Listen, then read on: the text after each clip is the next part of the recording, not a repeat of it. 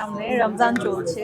এখন তো আমরা সবাই অনেক ফ্যাশন সচেতন অ্যান্ড সবাই মোটামুটি জানে ঢাকা সিটিতে অনেক রাশ। সো এরকম একটা ফেস্টিভ্যাল এত সুন্দর মায়াবী প্রেজেন্স এই নাইট ফেস্টিভ্যাল হচ্ছে, যেটা আমরা একই জায়গায় অনেকগুলো ফ্যাশন ব্র্যান্ড পাচ্ছি, প্লাস ফুড পাচ্ছি, লাইক ইফতার সেহরি সব কিছু অ্যাট আ টাইম মানে একই সাথে থাকছে। তো আমার কাছে মনে হয়েছে এটা আসলে অনেক ভালো একটা অ্যারেঞ্জমেন্ট, অনেক ভালো একটা আয়োজন। একই ছাদের নিচে আমরা অনেকগুলো লাক্সারিয়াস ব্র্যান্ডস পাচ্ছি, শপিংয়ের জন্য অনেক ইজি সব কিছু থাকছে। সো ওয়াই নট, এত সুন্দর একটা আয়োজনে আমি কেন থাকবো না।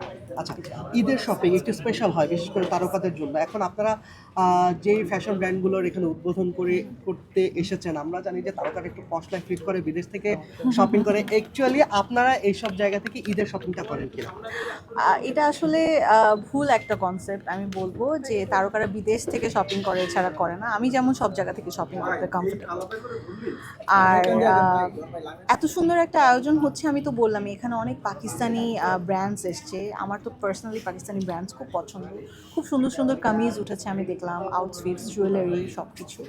সো ভালো লাগছে আর কি। আমার মনে হয় যে সবারই আসলে ভিজিট করা দরকার এই মেলাটা আসলে, যারা আসলে পাকিস্তানি জিনিস পছন্দ করে। এছাড়াও এখানে আমাদের অন্যান্য স্টলসগুলোতেও অনেক ভালো ভালো কালেকশন উঠেছে। আমার মনে হয় সবার খুব ভালো লাগবে।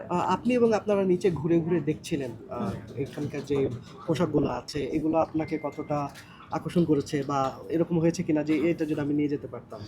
ওয়েল, আমি মোটামুটি যতগুলো দেখলাম স্টলস ঘুরে ঘুরে, একটার থেকে একটার কালেকশন সুন্দর। আর আসলে শপিং তো করা হবেই, মাত্র তো আমরা ভিজিট করলাম, করব। আর হ্যাঁ, এবার আসলে ঈদের সব ফ্যাশন ডিজাইন মানে যতগুলো ডিজাইনার্স কালেকশন আছে সবগুলোই অনেক ভালো।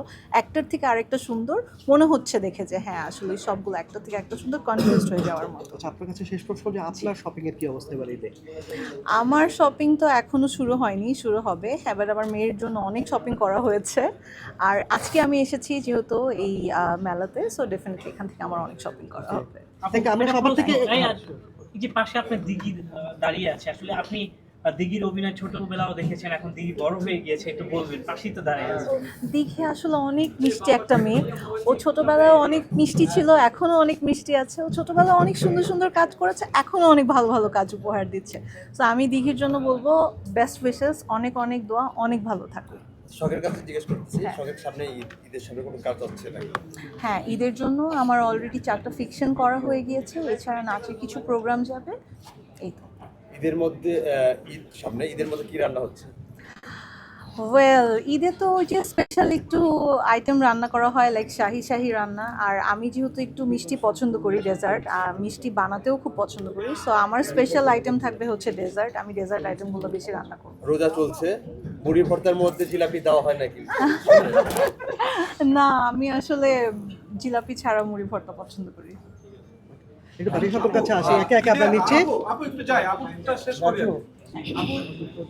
ছোটবেলায় সালামি পাইতেছিলে, বড় থেকে কি পান? ছোটবেলাও আসলে সালামি পেতাম না, কারণ আমি আসলে সবাই জানে আমি অনেক ছোট থেকেই আসলে মিডিয়াতে কাজ করছি। সো ওই থ্রু আসলে সবার এক্সপেকটেশন সবসময়ই ছিল যে আমি সালামি দিব। সালামি আমি যতটুকু পেয়েছি তার থেকে অনেক বেশি আমার দেওয়া হয়। আর এখন তো আমি অলরেডি মা হয়ে গেছি, সো এখন আমার সালামি আরও বেশি দিতে হয়। দেখা যায় আমার বড় বোনরাও আমার কাছে এসে আমাকে বলে যে না, আমাকে এতটুকু সালামি দিলে হবে না, আমাকে আরও সালামি দিতে হবে। ঈদের দিন ঘিরে আপনার কাজ কি? আমি খুবই ফ্যামিলি ওরিয়েন্টেড একটা পার্সন। ঈদের দিন ঘিরে আমি টোটালি সারাদিন আমার ফ্যামিলির সাথে টাইম স্পেন্ড করি। সন্ধ্যার পরে হয়তো ফ্যামিলি নিয়ে বের হওয়া হয় ঘুরতে। থ্যাংক একটু ইউ। বাড়ির সকল কাছে আসি।